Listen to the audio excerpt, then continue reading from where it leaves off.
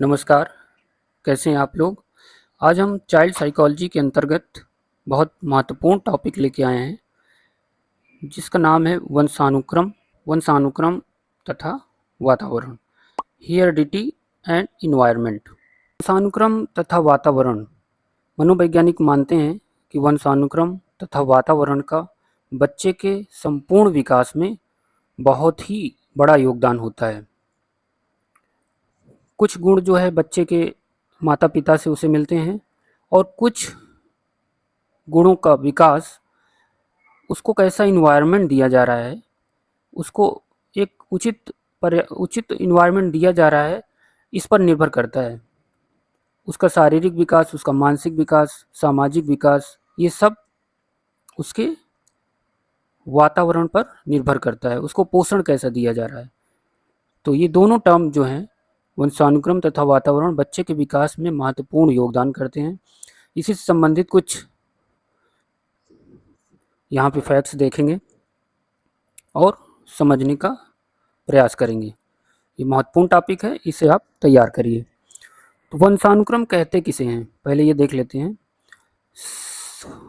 शारीरिक एवं मानसिक गुणों का संचरण जो माता पिता से बच्चों में जीन्स के माध्यम से होता है।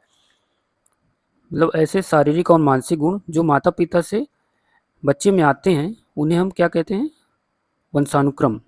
ये जन्मजात और प्रकृतिजन्य होता है। ठीक है। इन्वायरमेंट या वातावरण क्या होता है? ये परिप्रस आवरण, मतलब चारों ओर से ढकने या घेरने वाला है। मतलब ये अर्जित एवं पोषण आधारित होता है, जो गर्भाधान से मृत्यु तक व्यक्ति को प्रभावित करता है। एक अच्छा वातावरण अगर हम बच्चे को दे रहे हैं, तभी उसका सर्वांगीण विकास संभव है। नहीं तो उसके शारीरिक, मानसिक, सामाजिक, भावनात्मक, इन सारे विकास में का एक बैलेंस बनाने में हमें बैलेंस बिगड़ जाएगा। मानव विकास क्या है? व्यक्ति का प्रत्येक व्यवहार एवं विकास वंशानुक्रम तथा वातावरण की अंतः क्रिया का परिणाम होता है। तो इसको हम एक चित्र से समझ सकते हैं, फ्लो चार्ट। ये मान लीजिए यहाँ पे हमने लिखा वंशानुक्रम, वंशानुक्रम, यहाँ पे वातावरण, ये आप फिगर याद रखिएगा। यहाँ पे मानव व्यवहार, व्यवहार। तो वंशानुक्रम और वातावरण, इन दोनों का प्रभाव व्यक्ति के मानव व्यवहार में होता है। ये दोनों चीज़ें, इन दोनों का इंटरेक्शन ही मानव के व्यवहार को प्रभावित करता है। ठीक है। नेक्स्ट है अनुवांशिकी के जनक एवं प्रमुख सिद्धांत। वंशानुगत सिद्धांत के जनक ग्रेगर जॉन मेंडल। ये कहाँ के वैज्ञानिक थे? ऑस्ट्रिया के। इन्होंने अपना प्रयोग उद्यान मटर, पाइसम सटाइवम करके, ये इसका वैज्ञानिक नाम है, मटर पे इन्होंने प्रयोग किया था और इन्होंने वंशानुगत सिद्धांत दिया था। विकासवादी सिद्धांत अर्जित गुणों का संक्रमण, ये लैमार्क ने दिया था। लैमार्क के अनुसार व्यक्तियों द्वारा जीवन में कुछ अर्जित किया जाता है, वह संतानों में संक्रमित होता है।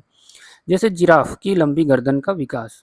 कहते हैं कि जिराफ की पहले जो गर्दन थी वो इतनी लंबी नहीं थी, लेकिन धीरे धीरे ऐसी परिस्थितियां बनी कि वो ऊंचे वृक्ष की पत्तियां खाने के लिए वो अपना कोशिश करता रहा धीरे धीरे, और उसकी गर्दन लंबी होती गई, जो बाद में उसके आने वाली पीढ़ी में भी ट्रांसफ़र हो गई ये क्वालिटी। इस तरह जिराफ की लंबी गर्दन का विकास हुआ। तो ये विकासवादी सिद्धांत है, लैमार्क ने दिया था। तो वंशानुक्रम के 7 सामान्य नियम हैं। अर्जित गुणों के संक्रमण का नियम, ये आप बस इसको याद देख लीजिए एक बार।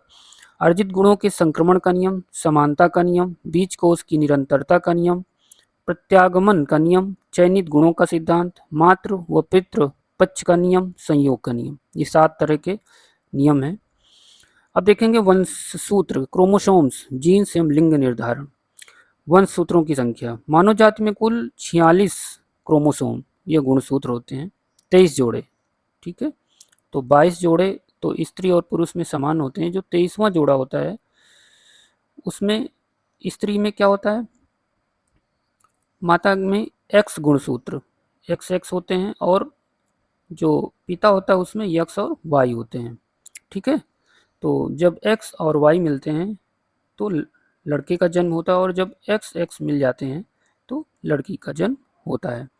जीन्स के जैविक अणु, जीन्स में दो मुख्य अणु होते हैं। जीन्स में DNA deoxy ribo nucleic acid और RNA राइबो न्यूक्लिक एसिड, ये दो एलिमेंट होते हैं, अणु होते हैं। ठीक है, नेक्स्ट है कुछ डिजीज के बारे में देखेंगे जो सेक्स लिंग संलग्न वंशानुगत रोग होते हैं। सेक्स लिंक्ड हियरडिटरी डिसीजेज, जैसे कलर ब्लाइंडनेस, ये भी वंशानुगत रोग है। ठीक है, इसमें क्या होता है, रोगी को लाल व हरे रंग में भेद नहीं कर पाता। ये क्वेश्चन आता है कि कलर ब्लाइंडनेस में कौन से कलर में डिफरेंस नहीं कर पाते हैं, तो लाल और हरे में। इसे प्रोटीन दोष या डाल्टनिज्म भी कहते हैं। हॉर्नर ने इसका वर्णन किया था। वर्णांध व्यक्ति कलाकार, डिजाइनर, सज्जाकार, ट्रेन गाड़ी का ड्राइवर नहीं बन सकता है।